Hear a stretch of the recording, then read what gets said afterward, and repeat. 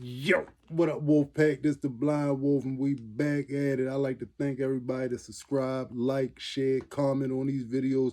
I truly appreciate it from the bottom of my heart. And that's real. All right, come on, Wolfpack. Let's go on this journey. Y'all know I lost my eyesight July 7, 2007, while I was in prison. While I went through a lot of different things. And, not having nobody send me no money was one of those things. My family, they looked up to me to make sure that things was all right when I was on the streets. I was the one out there in the streets, hustling and doing this and doing that. For the most part, it's a bunch of females that's directly close to me. My mother had daughters.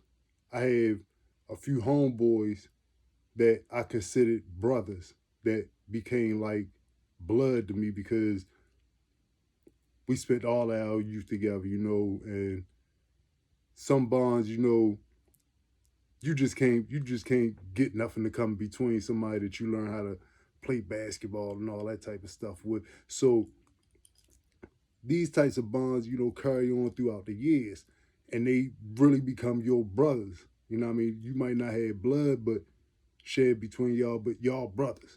So I'm in prison, and things is kind of rough for me. So I makes a few calls uptown. I get in contact with one of my oldest homeboys, little cousin. Now he my little homie too. Like this like my little brother for real. So when I finally get in contact with him, I get to letting him know where I'm at. So he like, what you need me to do? Now, mind you, at this point in time, I got my bike, I got my cell phone. So I'm talking to him on the cell phone, and I tell him I need some tobacco. So he like, you want some tobacco? I'm like, yeah. If you can give me a couple cans of tobacco, I can start selling that, making some money over here. I can send money back uptown. I can even send you a few dollars for doing it and making sure that this train keep rolling. So he like, all right, that's what's up. And my man, he with all of the foolishness anyway. Like, he a little wild. He a wild one for real. So now the plan is we gonna get this stuff from Supermax to the penitentiary. Which seems, when I first came up with the idea, at first it seemed crazy, because when I moved over into the dorms, I'm over in the dorms with dudes that's working in different parts of the jail and different parts of the stuff that's going on around the penitentiary. Like, some of these dudes in the dorm, they go over to Supermax to clean up and do maintenance work and all kinds of other stuff, or they'll go over to another one of the buildings that's owned by the penitentiary and do whatever. So these dudes slick. They find ways to get stuff from over there back into the penitentiary. So my man, he working over there, and he come to me here in the dorms. He like, man, I wish I had a way that I can get some grass or some tobacco over there, cause I can get that stuff back here easy. They don't even search us like that. I'm like, for real? And I'm thinking to myself, if I get in contact with a few people, I know I can get somebody to drop that bomb, drop that pack off to us. So I get in contact with my man. He tell me, all right, he with it. So I go holler back at my homeboy that's working over in Supermax, and I let him know. I'm like, look, yo, I got somebody here, bring cans over there to us as many times as we want a week. Just let us know what we need him to do. So, well, let him know what we need him to do. So he like, for real? I'm like, yeah. So he like, all right, that's what's up. So I tell my homeboy, I'm like, look, let's try it out with 3 cans.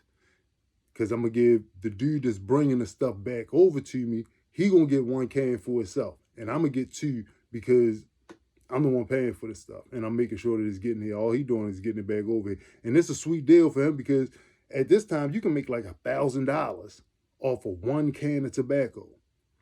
So, and this started going on for a minute. It got to the point where my man was coming over there throwing the 3 packs over to the over MCAC wall, and I don't know how they were bringing the stuff back. All I know is my man said that they would go out by the dumpster, and when they go out by the dumpster, it was like a opening, like a skylight opening over top of where they would be working at. And if somebody threw something over there, it would be inside of Supermax, but they down in like a pit. So my man, he throwing the stuff over the wall. And this, like I said, this went on for a long time. We was getting money over there for real. My man was eating good. And mind you, man, him, we in the same dorm. So now it done got to the point where I'm like the plug over there, over in the pen, you know what I mean, for cans of tobacco. Cause now I'm not even selling pouches or nothing like that. I'm selling cans, $150 a can, straight up. And I'm getting like 6 cans a week. I'm getting like 6 cans a week. And then I ain't got nothing to do with, you know, some of the other things that I had going on that I was already eating off of. So for the most part, my commissary, I ain't had to go to the store. All I had to do was, you know, sell some tobacco, you know, for food. Boom. $150 from this person, $150 from that person. I'm stacked. I'm stacked at that point. Now I can send the rest of that in green dots uptown to my peoples to make sure that my kids are right and buy some more cans. Keep shipping this stuff on back over. We keep this thing riding and rolling, and I can build me up a little bank account. So that's what your boy was doing. Your boy actually became the blind plug over the penitentiary. My man tossing the cans of tobacco over the wall, Supermax. My other man getting them, stashing them, bringing that stuff from Supermax over to the penitentiary. He keeping his can, I get my 2 cans, and we getting money. Like, we getting money, and I'm looking out for my peoples uptown. And mind you, these cans of tobacco only costing like $15. This stuff is like, and I'm not paying top dollar for the cans uptown. I'm paying regular prices for the cans uptown. It's just that as I get done doing what I'm doing, I'm at least gonna make sure that my man get $250 every time. Every time he tossed that joint on over there to me. So yeah, and then the last time that he did it was the funniest of all, and I was so mad because this kind of like shut my program down. I had a sweet program going on, so he going over there and he getting ready to toss the can, and he told me it was this particular little street that he used to park on, and he wanted to stay parking right there because it was easy for him to get into his vehicle, and then he could hop right on the highway from right there. So I'm like, oh, all right. So he say that he's walking, and next thing you know, he see a CO, and the CO like, hey, you come here. So as the CO say, come here, he turn, and he, mind you, I'm on my cell phone, my bike over the penitentiary. I'm talking to him on the phone. He talking to me. He like, yo, I think they on me. So I'm like, what you mean? So next thing you know, he throw it over the wall. He throw the pack over the wall. Boom. My man that's on the inside, he still get it. He still get it. But we had it set up where as though when he throw it over the wall, they stash it, bring it back over the next day. You know what I mean? So he stashed the joint, and COs, they come and they searching, they looking for it, you know what I mean, down there. They don't ever find it with him. And then all of the COs that's outside that was chasing my man, they couldn't catch him. This dude's super fast. He young. He got all the energy in the world. He hops in his car. He takes off. He hits the highway. He's out of there. And they not getting ready to do all that. They just worried more about what's going on at the penitentiary. So, boom. He gets on about it. And mind you, I'm still on the phone with him. I'm still on the phone with him. So he let me know he all the way on Jones Falls Expressway. He getting up out of there. So I'm like, man, this crazy. He like, yo, I ain't doing that no more, man, because they looking at me now. I'm like, damn, this is shut my whole program down. But I'm telling you, man, I'm banging. I'm making so much money over there on the quiet tip. I got like 5, 6 people coming to holler at me every week. I'm getting 6 cans of tobacco. And I'm talking about getting rid of them immediately. And anytime somebody need an order for some, I was able to get some to them right then and there. But that little situation stopped, and that kind of like stopped my little money flow up. But mind you, by this time, I done stacked up on the street. I done got me a nice little piece of change. I had my cousin hold my money for me, so when I needed more, After that stuff started breaking down, he was able to send me over, and then me and him, we came up with another way. But I came to plug again. We're gonna talk about that on another video. But yeah, this was, you know, a wild little time that the wolf had over there at that pen, and that was one of the funner things that I was going through, because it actually gave me something to do.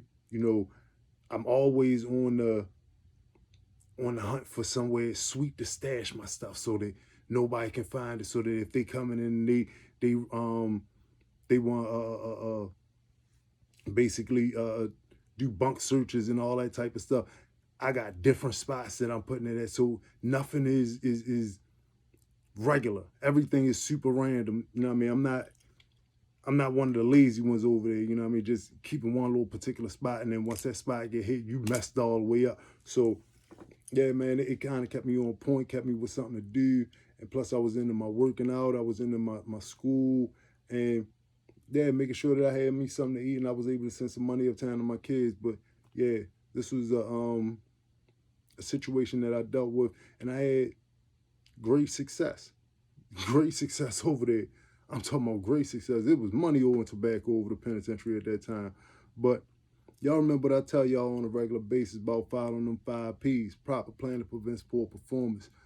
When you properly planning for your life, you won't have to worry about getting somebody to throw something over a wall, scheme and scam this person, pay this person all just to be able to get yourself some money so that you're able to eat. And this is what I had to do as a blind man in the penitentiary, making sure that I was going to eat, making sure that my kids had something. My cousin literally used to go and buy my son and my other kids clothes and take them to them individually. Take them to them individually and make sure that they was good. You know what I mean? All from the money that I was making over the penitentiary. But like I said, them 5 P's, proper planning prevents poor performance. Who wants to be doing that? Who properly plans to be a hustler in the penitentiary? Be a hustler for something else. Be a hustler for your family. Make sure that you out here, you doing the right thing. You educating yourself. You strengthening yourself. And you being that positive role model for your family. Somebody that they can look up to. Somebody that they can come to years later and say, this man really worked hard to make sure that we had something. That we had something. That we, and I'm not just talking about like a house or something like that. I'm talking about mentally have something. Like you have that go-getter in you to go out and work hard for your family. Be that gangster that I keep on telling y'all to be.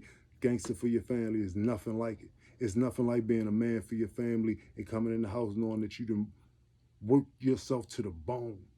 You done tried this, tried that, and you finally come up with a way to be able to provide for your family. It's nothing like that feeling. It's nothing like that feeling. Y'all be strong out there. Y'all remember this coming from the wolf. You will never understand what it's like to be blind in the penitentiary, happen to go and do some of the things that I was doing if you stay from up out of them penitentiary walls. If you stay from up out of them penitentiary walls. You will never have to go through, you know, getting into altercations and fights and stuff because people owe you money and you can't see them like that. You will never have to go through these things if you keep yourself from up out of them penitentiary walls. Seneca says, luck is what happens when you meet preparations with opportunity. For the stars lining up, you know what I mean? I had great luck with, you know, certain people being there for me, being able to, you know, take that stuff down there. And I mixed that luck with the preparation and the opportunity. I prepared for it. I talked to my man about it. He did it. It actually happened. So we made money. But this is not what you want for your life. You want something much better for your life. You don't want to be scamming to get drugs and tobacco inside of the penitentiary. That can get you more time. Like I said, y'all be strong. Stay up out there. Stay doing something positive for your mind, for your body, for your family, because being a gangster for your family is the most important thing. Woo!